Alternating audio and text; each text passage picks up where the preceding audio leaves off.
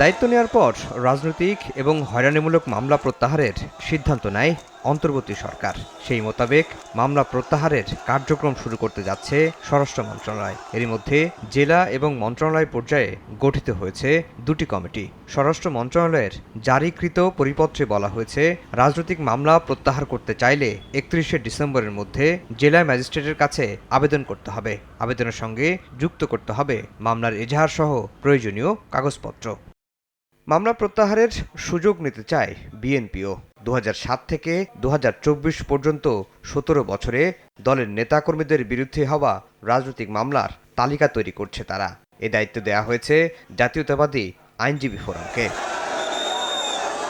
দলটির নেতারা বলছেন, গায়েবী, প্রতিহিংসা এবং হয়রানিমূলক মামলার কারণে বছরের পর বছর ঘর ছাড়া থাকতে হয়েছে নেতাকর্মীদের। গণহত্যায় জড়িত আওয়ামী লীগ সরকারের দেয়া এসব মামলা চালিয়ে নেয়ার কোনো যৌক্তিকতা নেই বলেও মনে করেন তারা। এটা শুধুমাত্র আমার কাছে মনে হয় শুধু বিএনপি না, অপরাপর যে সমস্ত রাজনৈতিক দল আছে, গায়েবী মামলা হয়েছে, মিথ্যা, বানোয়াট, সমস্ত মামলার ব্যাপারেই বর্তমান এই অন্তর্বর্তীকালীন সরকার একটা ইতিবাচক সিদ্ধান্ত নেওয়া প্রয়োজন। এই সিদ্ধান্তটা নিলে ফ্যাসিস্ট রেজিমের যে লেগেসিটা আছে সেটা থেকে পরিত্রাণ পাবে এবং রাষ্ট্রের অর্থের অপচয় রোধ করা যাবে। প্রথমত রাষ্ট্রীয় কোষাগার থেকে অনেক টাকা খরচ হচ্ছে।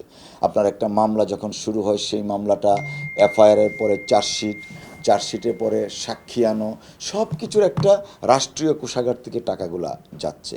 আর যারা এই মামলা আসামি হয়েছেন দুঃখজনকভাবে, তাদেরও পয়সা পকেট থেকে খরচ হচ্ছে এবং আপনার টাইমও গেছে। আর সবচেয়ে বড় কথা, ফ্যাসিস্ট রেজিমের এই ধরনের লিগেসিটা কেন দ্বিতীয় স্বাধীনতার পরে বাংলাদেশ বহন করবে? আমরা তো এই রেজিম থেকে মুক্তি চেয়েছি, মুক্তি পেয়েছি এই সমস্ত অন্যায় এবং অসামঞ্জস্যপূর্ণ ইরেশনাল কাজগুলা থেকে পরিত্রাণ পাওয়ার জন্য। তো এইগুলা যদি ধারাবাহিকতা রক্ষা হয়, তাহলে তো আর ফ্যাসিস্ট রেজিমের ধারাবাহিকতাটা রক্ষা করার নামান্তর। তারা বলছেন, আইনি পথে এত বিপুল সংখ্যক মামলা নিষ্পত্তি করতে গেলে লেগে যাবে কয়েক যুগ। এতে একদিকে যেমন রাষ্ট্রের অর্থের অপচয় হবে, তেমনি ক্ষতিগ্রস্ত হবেন ভুক্তভোগীরা। রাজনৈতিক নেতৃবৃন্দের বিরুদ্ধে মামলা 563টা মামলা আছে এক যুবদল নেতার বিরুদ্ধে। এই মামলাগুলো যদি আমরা একটা একটা করে উড্ড করি, তাহলে 500 বছর লাগবে। আর যে কোর্টের যে সংখ্যা, এই সংখ্যা অনুসারে তারা মামলা, এই এত মামলা প্রত্যাহার করা তাদের পক্ষে সম্ভব হবে কিনা আমরা জানি না।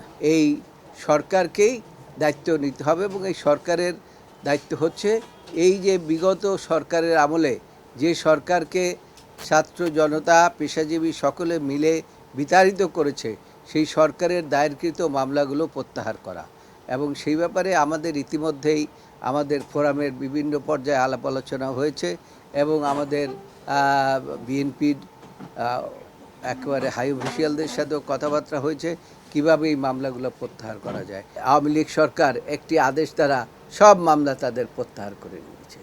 এই সরকারেরও সেই সুযোগ আছে, সেই ক্ষমতা দেওয়া আছে। সেই ক্ষমতা অনুসারে সরকার একটি আদেশ দ্বারা সমস্ত মামলা প্রত্যাহার করে নিতে পারেন। ইতিমধ্যে আপনারা দেখেছেন ডিজিটাল অ্যাক্টের মামলাগুলো প্রত্যাহার করে নিয়েছে এবং এই বৈষম্য বিরোধী ছাত্রদের বিরুদ্ধে যে এই আগস্ট মাসে যে মামলা হয়েছে, জুলাই আগস্ট মাসে সব মামলা প্রত্যাহার করে নিয়েছে। এই ক্ষমতা তো সরকারের আছে এবং সেই একটা আদেশ বলে এই সমস্ত মামলা যে কোনো সময় খালাস হয়ে যেতে পারে। বিএনপির হিসেবে 2009 সাল থেকে এবছরের জানুয়ারি পর্যন্ত দলীয় নেতাকর্মীদের বিরুদ্ধে সারা দেশে হওয়া মামলার সংখ্যা 1,55,000-এরও বেশি, আসামি প্রায় 50 লাখ।